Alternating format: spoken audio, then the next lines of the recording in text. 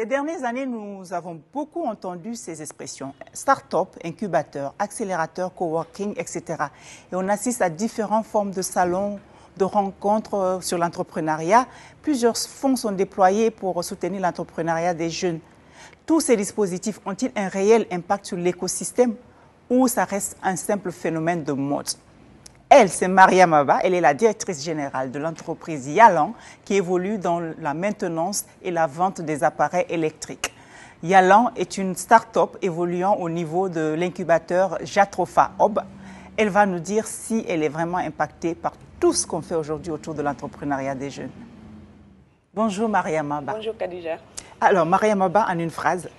Je dirais Mariam Abba, l'entrepreneur, la gérante de l'entreprise Yalan. Yalan qui est une entreprise qui évolue dans la maintenance, comme vous venez de le dire. Avec tout ça, Mariam Abba se présente comme 3 mots, l'espoir, le courage et la persévérance. L'espoir, le courage et la persévérance. Oui. On va revenir sur ces mots, mais quel est votre parcours? D'abord, moi, au fait, je suis sortie de l'université qui est ISEC, qui est l'Institut supérieur des sciences et d'éducation de Guinée. J'ai fait biochimie là-bas avant d'atterrir à Jatrofa. Biochimie? Oui. J'entends bien biochimie, c'est tout ce qui est laboratoire. Laboratoire, oui, exactement. Et comment on peut tomber sur la Voilà, au départ, j'étais dans une clinique, là où j'exerçais ce métier de laboratoire. Pendant la période, la pandémie de, comment on appelle, Ebola. Covid? Non, Ah, Ebola déjà, oui, d'accord. Ebola. Donc, ils nous ont dit de rester à la maison. Je ne pouvais pas. Finalement, je suis allée chercher des formations. Je suis passée par IPM. J'ai fait la formation en gestion de ressources humaines et marketing management. Après ça, j'ai postulé à Orange. J'ai commencé à faire des stages à Orange pendant une année. Après, ils m'ont recruté. Après ça, j'ai quitté Orange parce qu'il fallait que je change un peu d'activité, ce que je faisais. Je suis partie à Jatrofa. Donc, j'étais le community manager de Jatrofa. Donc, c'est à travers ça j'ai eu le courage de rentrer dans l'entrepreneuriat. Comme vous le savez, puisque Jatrofa, c'est un incubateur aussi, quoi. D'accord. Aujourd'hui, comme je l'ai dit, on a des incubateurs dans l'écosystème. On parle de tout ça, coworking. Est-ce qu'aujourd'hui, vous estimez que c'est, par exemple, comme Jatrofa, a un impact positif pour des jeunes entrepreneurs comme vous? Effectivement. Parce que là, je vous dis, aujourd'hui, là où je suis, c'est grâce à Jatrofa. Parce que déjà, la première des choses, d'abord, l'avantage que j'ai acquis à travers l'incubateur Jatrofa, déjà, j'ai l'espace là où je ne paye pas. Ils m'ont donné un endroit où je peux rester, là où je peux exercer l'entreprise peut se développer. En plus aussi, la mise en relation qu'ils sont en train de faire à travers les institutions, les institutions financières aussi. À chaque fois aussi qu'il y a des opportunités, des appels d'offres, j'ai des avantages de pouvoir travailler avec eux pour que je puisse avoir le marché. Mais est-ce que ces institutions vous aident vraiment? Quand je dis vous aident, est-ce qu'ils vous donnent des financements? C'est de la formation qu'on vous donne. Quel impact ça peut avoir sur votre Pas entreprise? forcément de financement, mais de la formation. Parce que moi, je me dis, c'est vrai que c'est bien de nous donner du financement, mais si vraiment on ne sait pas comment utiliser ces financements, ça ne va pas nous servir à grand-chose. Alors, Yalan, ça veut dire, je pense, réparer en sous-sous? Yalan, c'est un mot sous-sous qui Oui. veut dire réparation. Réparation. Oui. Comment vous êtes arrivé à ça? Parce que biochimie, marketing, et puis maintenant, Entrepreneur. entrepreneur et dans la réparation électrique. J'étais à Jatrofa, j'étais le community manager. Oui. Donc, du coup, à travers les tablettes Senserie, je voyais souvent les clients qui venaient se plaindre de la mauvaise réparation parce qu'ils partaient à Madina faire la réparation. Après, la réparation n'était pas du tout ça. Donc, je me suis dit, j'étais dans un environnement où l'entrepreneuriat se développe. Pourquoi ne pas me lancer moi aussi? C'est à travers ça j'ai eu l'idée, j'ai proposé, j'ai eu l'idée, je l'ai soumis à Jatrofa. Ils m'ont aidé à le mettre en place. À partir de ce moment, le projet de tablette Senserie, j'ai récupéré le service après-vente. Après ça, j'ai pu élargir. Je me suis dit, bon, pourquoi s'arrêter juste au niveau des tablettes? Pourquoi ne pas élargir, partir avec les différentes marques de téléphones, les ordinateurs? Juste une précision pour ceux qui le suivent. Alors, les tablettes Senserie, c'est des tablettes qui ont été est importé pour aider les étudiants. Exactement. C'est ça, qui sont à la portée de tous et Voilà. qui sont vendus par Jatropha ou produits. Expliquez-nous un peu. C'était produit par Jatropha. Parce que les tablettes, là, leur assemblage a été fait ici. C'est à travers l'accompagnement de Jatropha que ça a été fait. Donc, du coup, c'est à travers ça que j'ai eu l'idée de pouvoir gérer leur service après-vente. Est-ce qu'aujourd'hui, l'entrepreneuriat a changé votre vie? Oui, exactement, ça a changé ma vie parce que, bon, c'est un peu, bon, comme on le dit, l'entrepreneuriat, c'est quelque chose qui n'est pas facile, vous n'êtes pas sans le savoir. Mais vu que j'ai eu le courage de me lancer dedans, là, je me dis qu'il va falloir que j'aille de l'avant. En plus, aussi, aujourd'hui, je suis autonome. Je fais ce que je veux à travers l'espoir qui m'anime pour pouvoir aller de l'avant avec l'entreprise que j'ai créée. Donc, vous serez incubé chez Jatropha pour combien de temps encore? Je compte sortir, si tout va bien, dans cette année. Cette année déjà pour être autonome, donc ça veut dire qu'il y a un gros marché. Oui, exactement. Et c'est qui les clients en général, en dehors des particuliers et de la tablette, ça on l'a compris. Est-ce que vous avez aussi des clients au niveau des entreprises? Oui, j'ai des clients avec les entreprises, mais la majeure partie de ma clientèle, ce sont les particuliers. Je travaille aussi avec une dame, Fadima, celle qui envoie les téléphones Kumfabo. Kumfabo, oui. Ouais, donc avec elle aussi, j'ai signé un partenariat avec elle, c'est moi qui gère son SAV.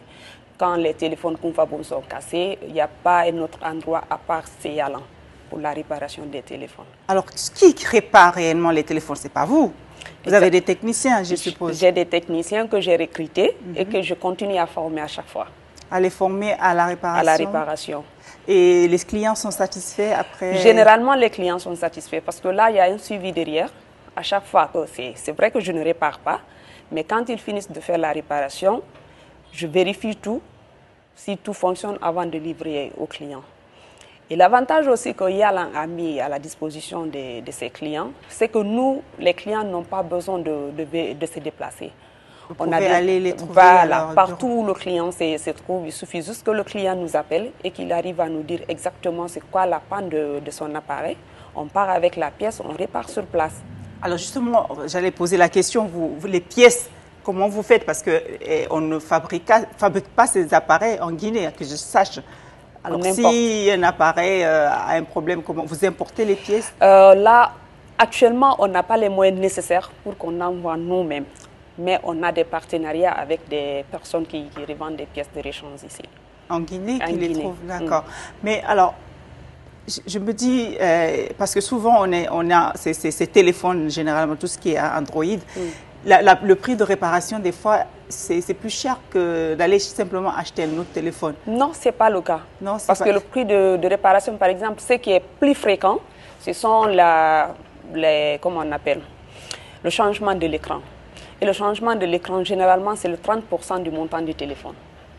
Les écrans qui se cassent tout le temps. Les écrans qui se cassent tout le temps. Mais moi, j'ai une question, c'est peut-être pas vous qui pouvez répondre à ça, mais je me suis toujours posé la question, pourquoi les fabricants de téléphones ne nous mettent pas des écrans incassables? Pourquoi on est obligé de chaque fois protéger nos téléphones? Est-ce qu'il y a une raison pour ça ou c'est juste pour nous escroquer?